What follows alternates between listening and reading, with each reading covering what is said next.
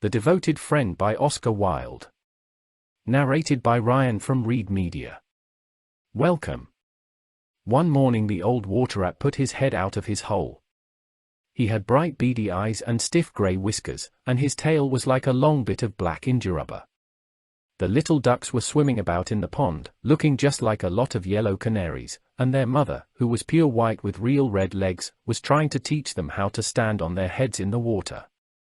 "You will never be in the best society unless you can stand on your heads," she kept saying to them, and every now and then she showed them how it was done. But the little ducks paid no attention to her.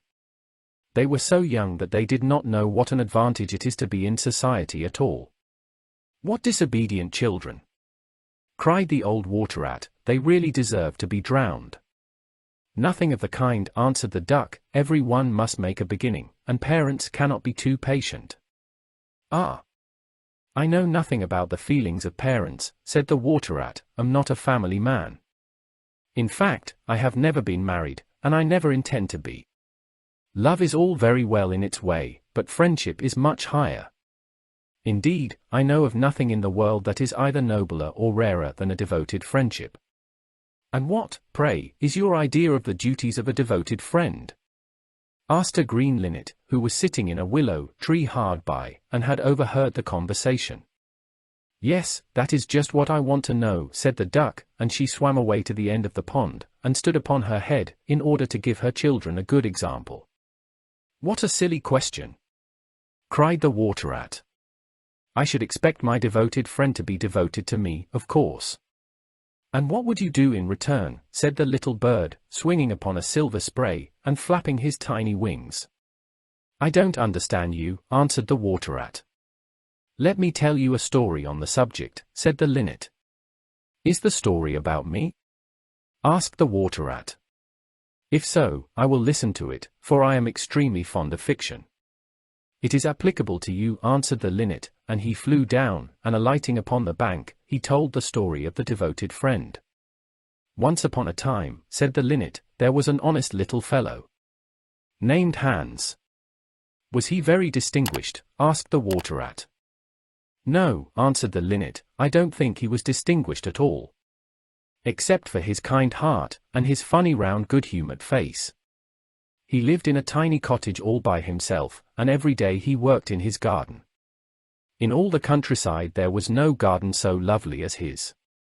Sweet William grew there, and gilliflowers, and shepherd's purses, and fair maids of France.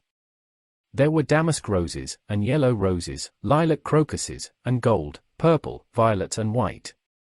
Columbine and ladysmock, marjoram and wild basil, the cowslip and the flower de luce, the daffodil and the clovepink bloomed or blossomed in their proper order as the months went by, one flower taking another flower's place, so that there were always beautiful things to look at, and pleasant odors to smell. Little Hans had a great many friends, but the most devoted friend of all was Big Hugh the miller. Indeed, so devoted was the rich miller to little Hans, that he would never go by his garden without leaning over the wall and plucking a large nosegay, or a handful of sweet herbs, or filling his pockets with plums and cherries if it was the fruit season. Real friends should have everything in common, the miller used to say, and little Hans nodded and smiled, and felt very proud of having a friend with such noble ideas.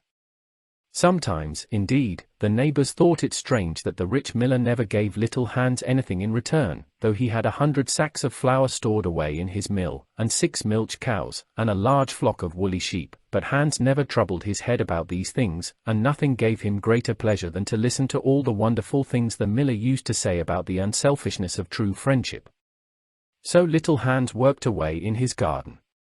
During the spring, the summer, and the autumn he was very happy, but when the winter came, and he had no fruit or flowers to bring to the market, he suffered a brutal deal from cold and hunger and often had to go to bed without any supper but a few dried pears or some hard nuts. In the winter, also, he was extremely lonely, as the miller never came to see him then. "There is no good in my going to see little Hans as long as the snow lasts," the miller used to say to his wife, "for when people are in trouble they should be left alone, and not be bothered by visitors. That at least is my idea about friendship, and I am sure I am right. So I shall wait till the spring comes, and then I shall pay him a visit, and he will be able to give me a large basket of primroses, and that will make him so happy." "You are certainly very thoughtful about others," answered the wife, as she sat in her comfortable armchair by the big pinewood tire, "very thoughtful indeed. It is quite a treat to hear you talk about friendship. I am sure the clergyman himself could not say such beautiful things as you do, though he does live in a 3-storied house and wear a gold ring on his little finger." "But could we not ask little Hans up here?" said the miller's youngest son. "If poor Hans is in trouble, I will give him half my porridge, and show him my white rabbits." "What a silly boy you are," cried the miller. "I really don't know what is the use of sending you to school. You seem not to learn anything. Why, if little Hans came up here, and saw our warm fire, and our good supper, and our great cask of red wine, he might get envious, and envy is a most terrible thing, and would spoil anybody's nature. I certainly will not allow Hans's nature to be spoiled. I am his best friend, and I will always watch over him, and see that he is not led into any temptations. Besides, if Hans came here, he might ask me to let him have some flour on credit, and that I could not do.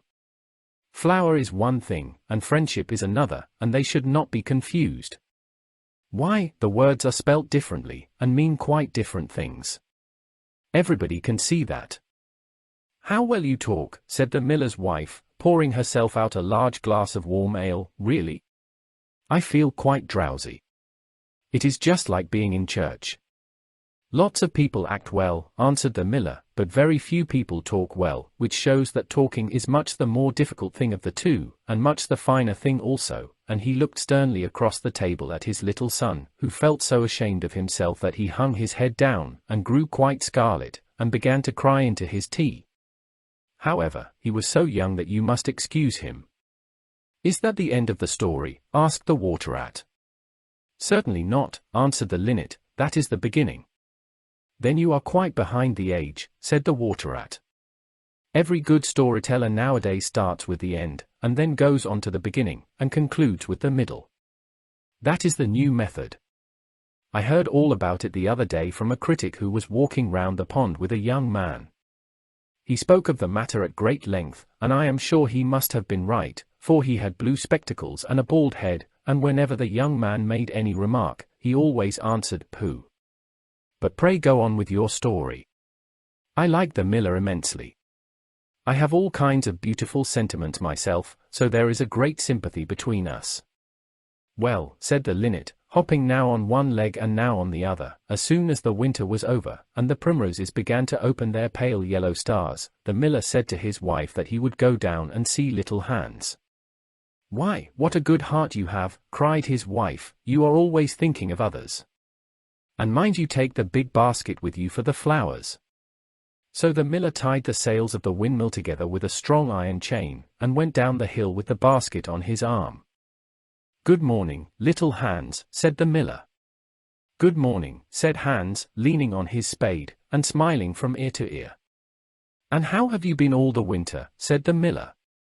"Well, really," cried Hans, "it is very good of you to ask, very good indeed. I am afraid I had rather a hard time of it, but now the spring has come, and I am quite happy, and all my flowers are doing well." "We often talked of you during the winter, Hans," said the miller, "and wondered how you were getting on." "That was kind of you," said Hans. "I was half afraid you had forgotten me." "Hans, I am surprised at you," said the miller. "Friendship never forgets. That is the wonderful thing about it, but I am afraid you don't understand the poetry of life. How lovely your primroses are looking, by the by." "They are certainly very lovely," said Hans, "and it is a most lucky thing for me that I have so many. I am going to bring them into the market and sell them to the burgomaster's daughter, and buy back my wheelbarrow with the money." "Buy back your wheelbarrow? You don't mean to say you have sold it? What a very stupid thing to do." "Well, the fact is," said Hans, "that I was obliged to. You see, the winter was a very bad time for me, and I really had no money at all to buy bread with. So I first sold the silver buttons off my Sunday coat, and then I sold my silver chain, and then I sold my big pipe, and at last I sold my wheelbarrow. But I am going to buy them all back again now." "Hans," said the miller, "I will give you my wheelbarrow." It is not in very good repair, indeed, one side is gone, and there is something wrong with the wheel spokes, but in spite of that I will give it to you. I know it is very generous of me, and a great many people would think me extremely foolish for parting with it, but I am not like the rest of the world. I think that generosity is the essence of friendship, and, besides, I have got a new wheelbarrow for myself. Yes, you may set your mind at ease, I will give you my wheelbarrow. Well, really, that is generous of you, said Little Hans, and his funny round face glowed all over with pleasure. I can easily put it in repair, as I have a plank of wood in the house. A plank of wood, said the miller, why, that is just what I want for the roof of my barn. There is a very large hole in it, and the corn will all get damp if I don't stop it up. How lucky you mentioned it. It is quite remarkable how one good action always breeds another. I have given you my wheelbarrow, and now you are going to give me your plank. Of course, the wheelbarrow is worth far more than the plank, but true friendship never notices things like that. Pray get it at once, and I will set to work at my barn this very day. Certainly, cried Little Hans, and he ran into the shed and dragged the plank out.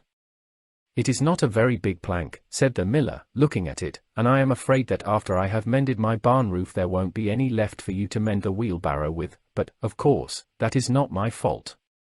And now, as I have given you my wheelbarrow, I am sure you would like to give me some flowers in return. Here is the basket, and mind you fill it quite full. Quite full, said Little Hans, rather sorrowfully, for it was really a very big basket, and he knew that if he filled it he would have no flowers left for the market, and he was very anxious to get his silver buttons back. Well, really, answered the miller, as I have given you my wheelbarrow, I don't think that it is much to ask you for a few flowers.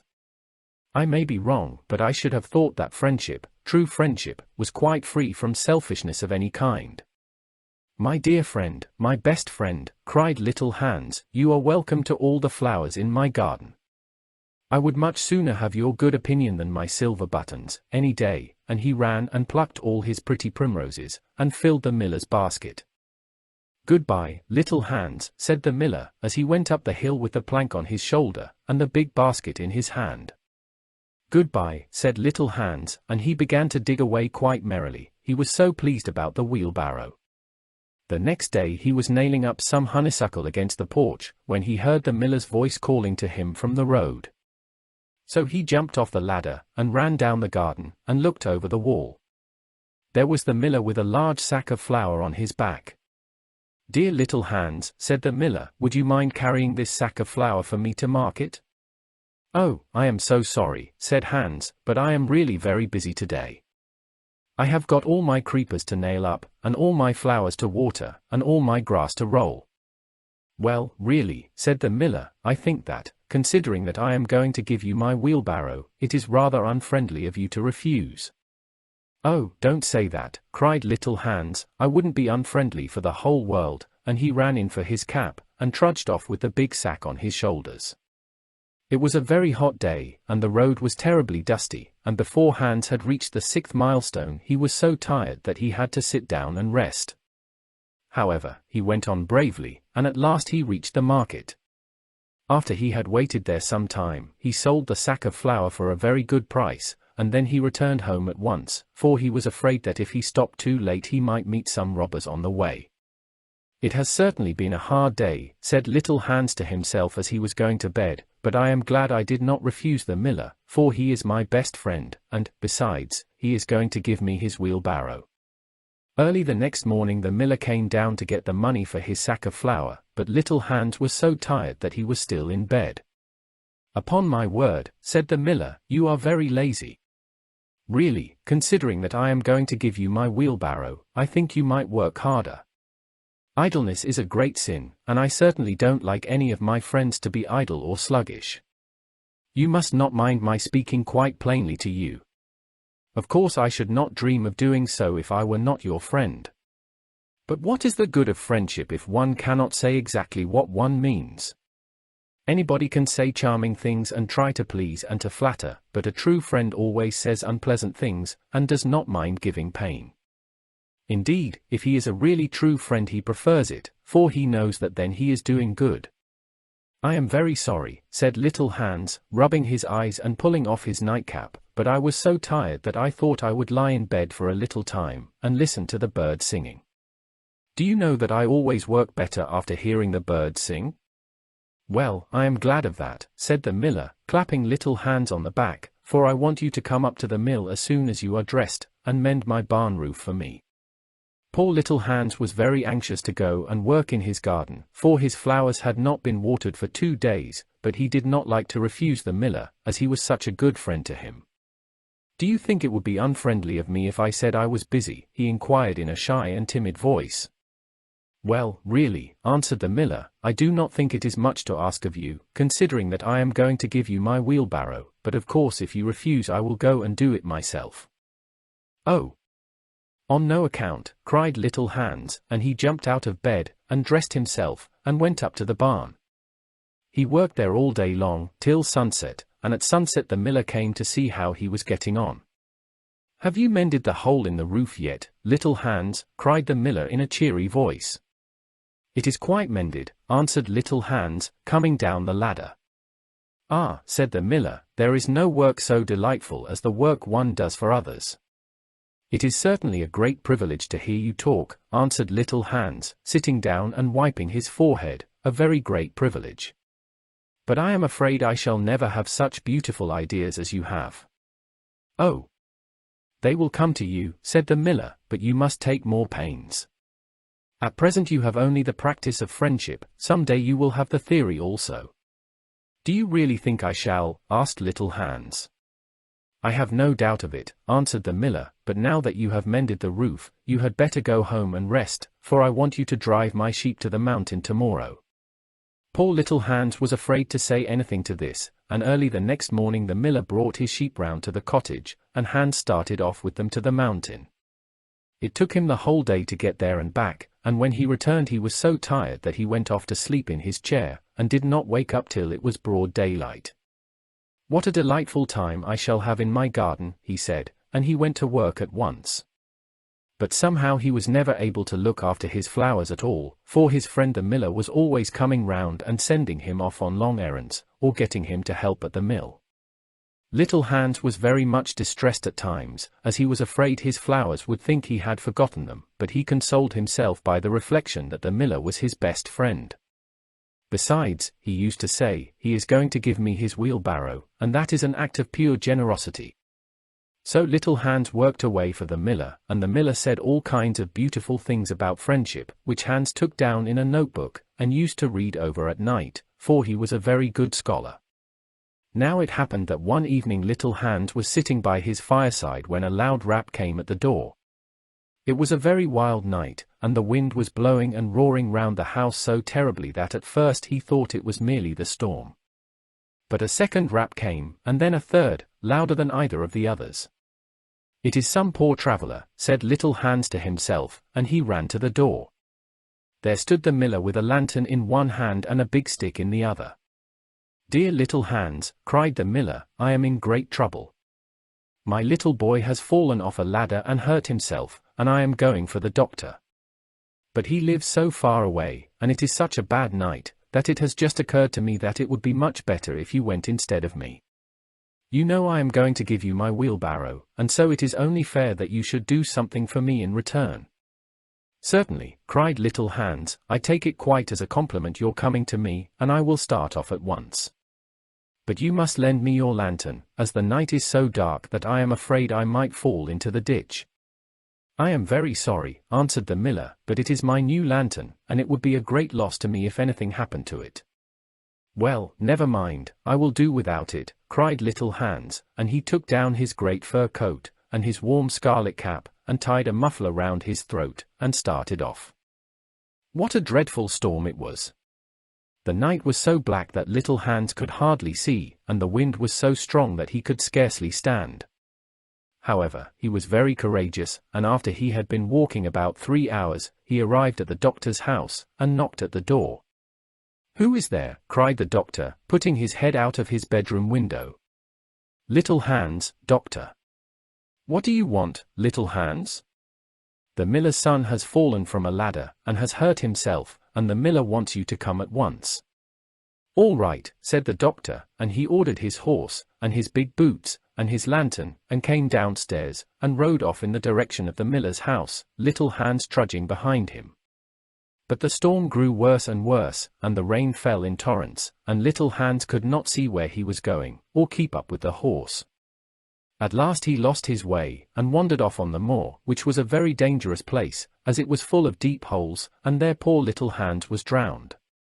His body was found the next day by some goat herds, floating in a great pool of water, and was brought back by them to the cottage. Everybody went to Little Hans's funeral, as he was so popular, and the miller was the chief mourner. "As I was his best friend," said the miller, "it is only fair that I should have the best place," so he walked at the head of the procession in a long black cloak, and every now and then he wiped his eyes with a big pocket handkerchief. "Little Hans is certainly a great loss to every one," said the blacksmith, when the funeral was over, and they were all seated comfortably in the inn, drinking spiced wine and eating sweet cakes. "A great loss to me at any rate," answered the miller. "Why, I had as good as given him my wheelbarrow, and now I really don't know what to do with it. It is very much in my way at home, and it is in such bad repair that I could not get anything for it if I sold it. I will certainly take care not to give away anything again. One always suffers for being generous." "Well," said the water rat, after a long pause. "Well, that is the end," said the linnet. "But what became of the miller?" asked the water rat. "Oh, I really don't know," replied the linnet, "and I am sure that I don't care." "It is quite evident then that you have no sympathy in your nature," said the water rat. "I am afraid you don't quite see the moral of the story," remarked the linnet. "The what?" screamed the water rat. "The moral. Do you mean to say that the story has a moral?" "Certainly," said the linnet. "Well, really," said the water rat, in a very angry manner, "I think you should have told me that before you began. If you had done so, I certainly would not have listened to you. In fact, I should have said, 'Pooh,' like the critic. However, I can say it now." So he shouted out "Pooh" at the top of his voice, gave a whisk with his tail, and went back into his hole.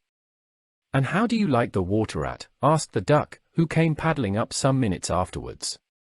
"He has a great many good points, but for my own part one have a mother's feelings, and I can never look at a confirmed bachelor without the tears coming into my eyes. I am rather afraid that I have annoyed him," answered the linnet. "The fact is, that I told him a story with a moral." "Ah! That is always a very dangerous thing to do," said the duck. "And I quite agree with her. If you like this story, please share it with others. If you like the story, please like, share with others and subscribe to help us grow the channel. Thank you and see you next time. Adios.